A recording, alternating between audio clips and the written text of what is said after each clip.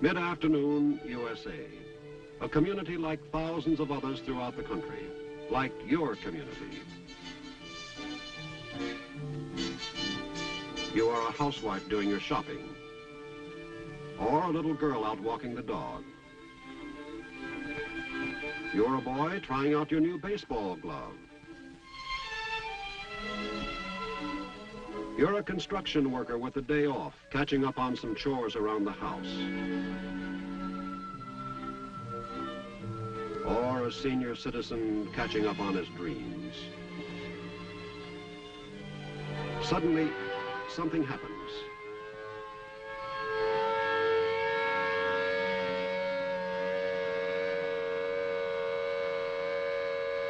Something that halts the normal routine of your day. Your nation has become the target of a nuclear attack. To prevent you from being a casualty, you must stop what you are doing and be prepared to take cover, most likely in a public shelter. What will you do there? How will you react?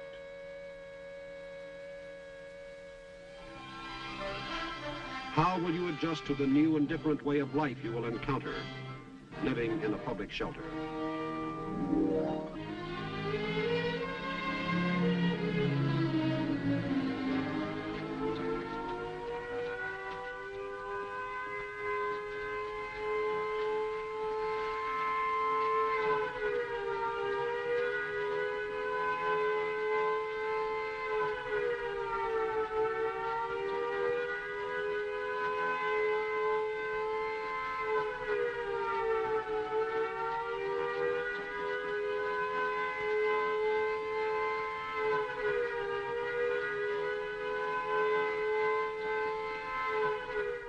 In our projected situation, a nuclear detonation has taken place several hundred miles from this community. Dangerous radioactive fallout is being carried downwind toward the area. This is one of several public fallout shelters in the town with a trained shelter manager and staff. Donald Barnes attended a shelter management course given by an instructor who had received federally sponsored training. Barnes knows the importance of prompt organization within the shelter for the welfare of the occupants.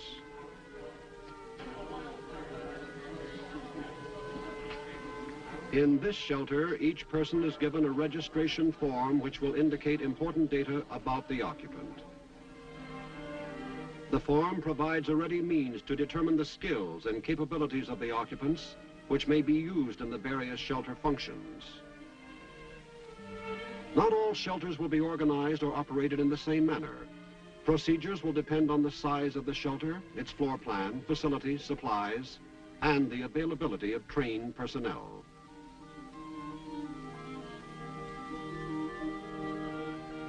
Where the number of occupants is large enough, a supervisor for each shelter function may be needed.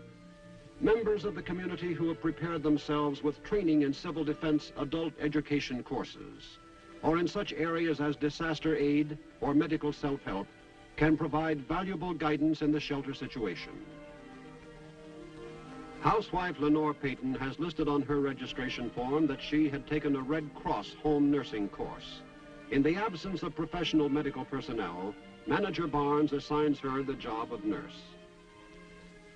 A section has been set aside as a first aid area. Mrs. Payton will check the medical supplies and arrange facilities for care of the sick and injured.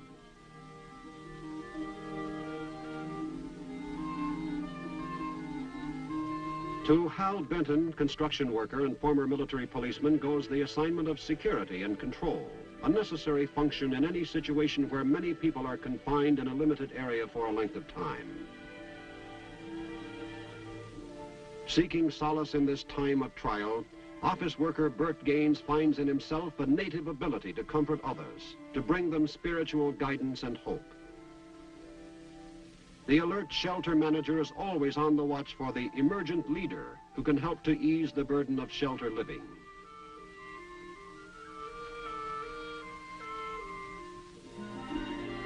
Gaines is asked to serve as religious counselor. Carrie Wilkins, cashier at a supermarket, is put in charge of vital food and water supplies.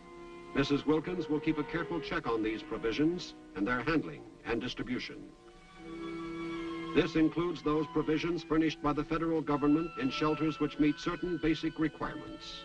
In many shelters, these will be the only provisions available.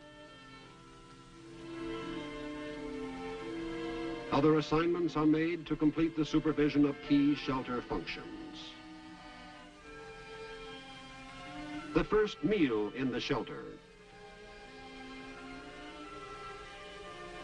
To facilitate the procedure, the shelter population is grouped into units, each with its own leader selected from the occupants, who keeps a record of the rations issued to the people in his unit.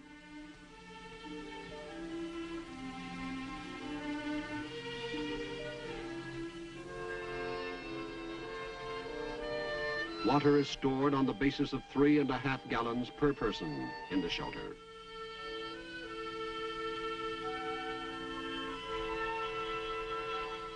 Federal rations provide 10,000 calories per person.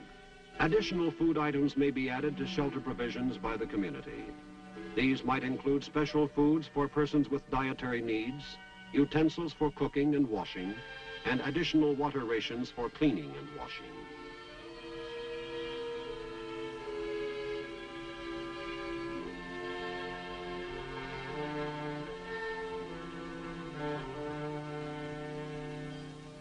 We're going to be in this shelter for an undetermined length of time. Now, this is a new and different experience for all of us. It will require understanding, tolerance, and cooperation on the part of all. It will be necessary to establish certain rules and regulations to ensure our safety. As your shelter manager, I urge you to observe them. Now, procedures have been set up for efficient shelter functions, and I would like to explain these to you. Number one, medical facilities. Early orientation of the occupants is vital, so that they will have some idea of what lies ahead. In his responsibility as shelter manager, Barnes' legal status and authority must be made clear to the occupants. Above all, he must have their confidence from the beginning if he is to do his job efficiently. He discusses with them the shelter staff and organization, the facilities available, operating procedures, the daily schedule. He emphasizes their dependence on one another in the shelter situation and the need for a helping hand. Questions are asked and answered as frankly as possible. No attempt is made to hide the seriousness of the situation, but the shelter manager uses his own discretion in seeing that the occupants are not needlessly upset. Health of the occupants is a major consideration. Anyone with a special medical condition is asked to notify the appointed nurse, who collects medications and keeps them in a central place. Sickness in the shelter can present a very serious problem, and preventive measures against illness are taken wherever possible. People in a stress situation often find comfort in religion. The religious counselor sees that everyone who seeks the consolation of his faith is given the opportunity for counsel, meditation, or prayer.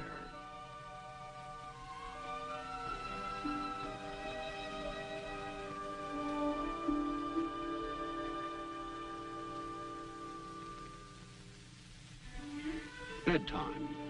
Planning by the community has provided enough cots for most of this shelter population. Not furnished by the federal government, cots and other comfort items are the responsibility of each community. Martin Krelo, operator of a hardware store, knows something about inventories and schedules and has been put in charge of sleeping arrangements. He prepares a sleeping schedule which will allow everyone in each group a chance to get some rest. The shelter is secured for the night. An ideal time for a smoke. But smoking is permitted only when the shelter management determines the ventilation in the area and oxygen requirements. These will naturally vary in different shelters. While most of the occupants sleep, an important part of shelter operations is to provide a constant watch for emergency and the unexpected. A night watch ensures continuous and safe operation. Around the clock, communications equipment is monitored for news of outside developments or instructions from the town Civil Defense Emergency Operations Center. Telephone could be operable where fallout was a hazard, but blast and heat effects were minimal.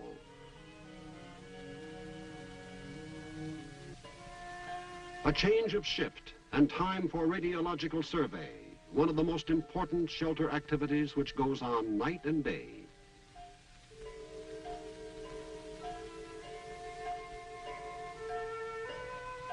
The dosimeter is used to register the total radiation dose.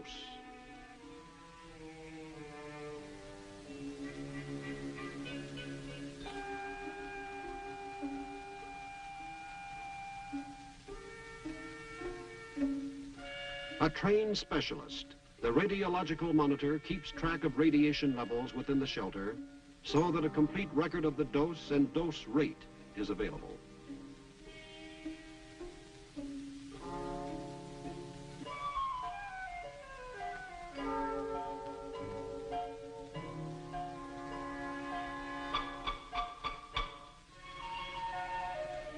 Morning, and the shelter routine settles down.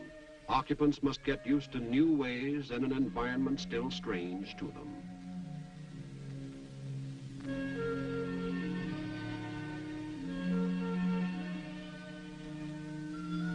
Chemical sanitation facilities. With many of the conveniences of personal care no longer available, cleanliness and personal hygiene become more important than ever. In the mass situation, every precaution must be taken against infection and disease. Various in-shelter programs, such as a demonstration on medical self-help, stimulate interest among the occupants and provide training in important shelter needs. Other training may be presented on such subjects as the care and handling of food supplies, health and sanitation, safety and fire prevention, or any subject related to the well-being of the occupant during his shelter stay.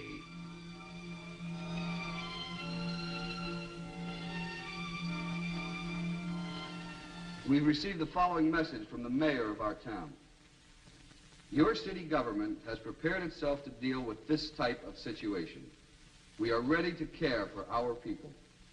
The radiation level in the community is still too high to undertake any outdoor activity. Remain in your shelters. We will keep you informed of local conditions. Again, let me emphasize the need of remaining in your shelter. One of the great needs of the shelter occupant is to know what is going on outside. An information vacuum is detrimental to morale. Shelter management is responsible for keeping the people informed. Messages from government authorities and news of outside conditions are conveyed to the occupants as often as possible.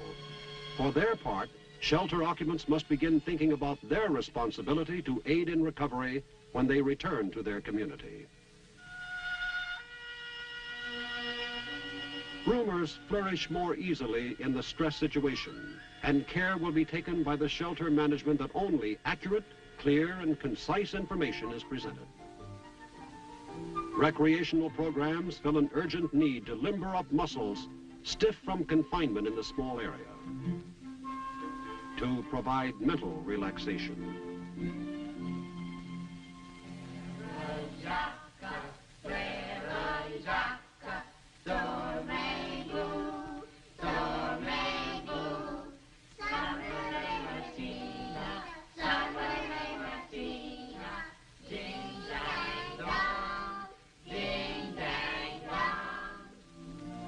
For some people, adjustment will be more difficult than for others.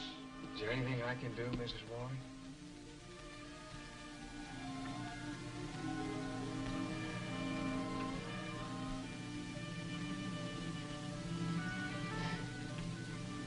It's the not knowing that makes it so hard.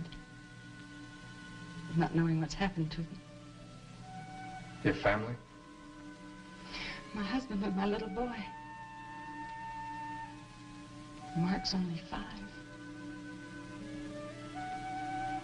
My husband took him down to the plant to show him the equipment. Oh, Mark's awfully good with his hands. My husband thinks he'll make a good machinist. When he grows up.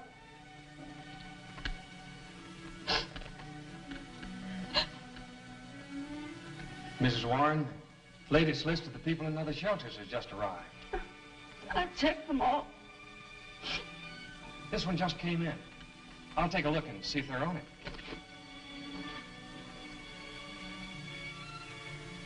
Is your husband's name Neil? No, Robert. In large cities, early receipt of such lists is unlikely, but every effort will be made to keep the shelter occupants informed. Here we are. Robert and Mark Warren. They're in the shelter at the factory. Let me see.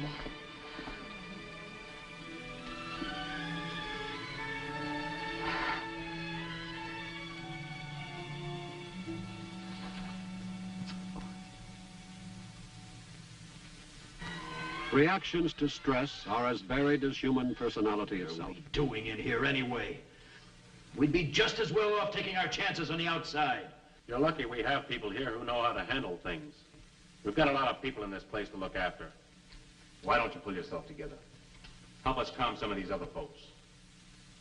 Mr. Gaines over here could use a little assistance.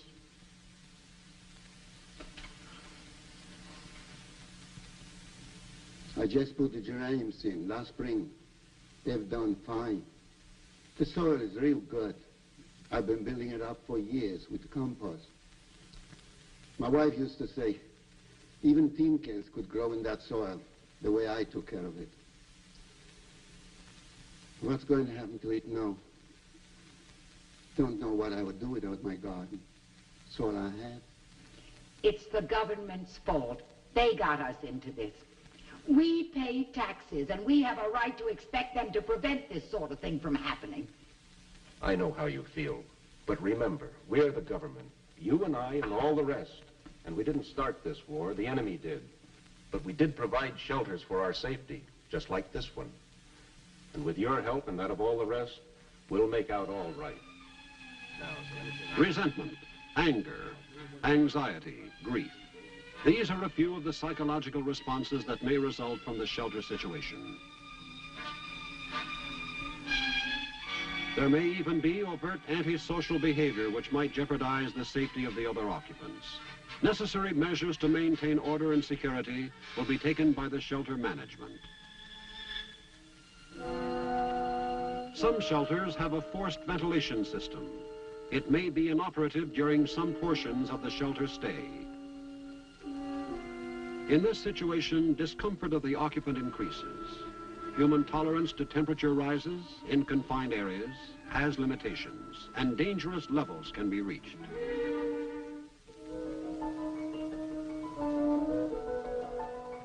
Depending on time, place, and population, shelters may be more crowded than the one you see here. Normal requirements are an average of 10 square feet of floor space per person.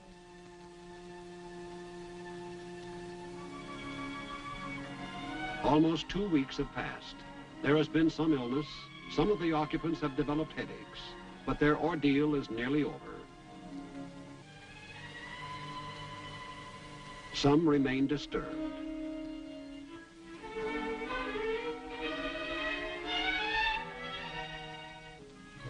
Others have accepted the situation. Occupants are thrown back on their individual resources to pass the time. There's a little white duck swimming in the water, a little white duck, and she knew she had a daughter. She swam out to the lily pad, so Mr. Frog, and he looked so sad. Oh. One question is foremost in their minds. How long will they have to remain in the shelter? The answer depends on several factors, primarily on the radiological situation in the area outside. The most important thing for the occupants to remember is, the longer the shelter wait, the less danger because fallout decays with time. The Emergency Operations Center authorities will decide when people should leave the shelter. It is a vital decision, and it is made only after the fullest possible information about the local situation has been obtained.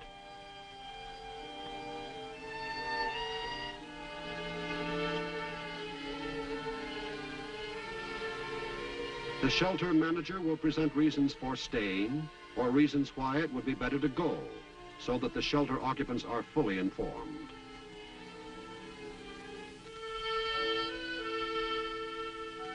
Periodic reports have confirmed that the radioactivity has been decaying steadily. Now it appears it will be reasonably safe to permit departure from the shelter for short periods of time.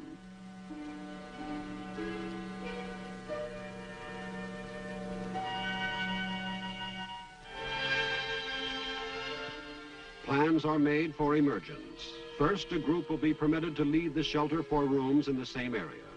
Later, work details will be sent out to help restore normal community functions. Finally, there will be permanent emergence.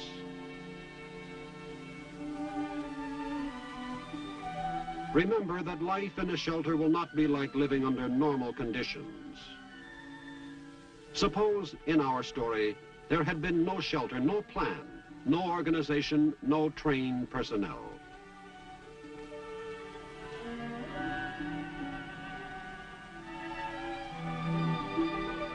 Suppose no one was there who understood the nature of the problems the shelter occupants faced. Suppose no one had known when or if ever there would be hope of returning to a life previously known. In the perilous world of this nuclear age, shelter is protection. Community shelter planning will result in the best use of our shelter facilities. Should the siren sound, would your community be ready with the kind of shelter preparation you have just seen? Would you be better prepared? Or would you not be prepared at all? Shelter living will be what you, the community, make it, what you have provided for. That our normal, everyday way of life may not be suspended, this is our wish and our hope. But housewife, children, working man, the aged. In our own interest, all of us should have some idea of what to expect if our survival should ever depend on living in a public shelter.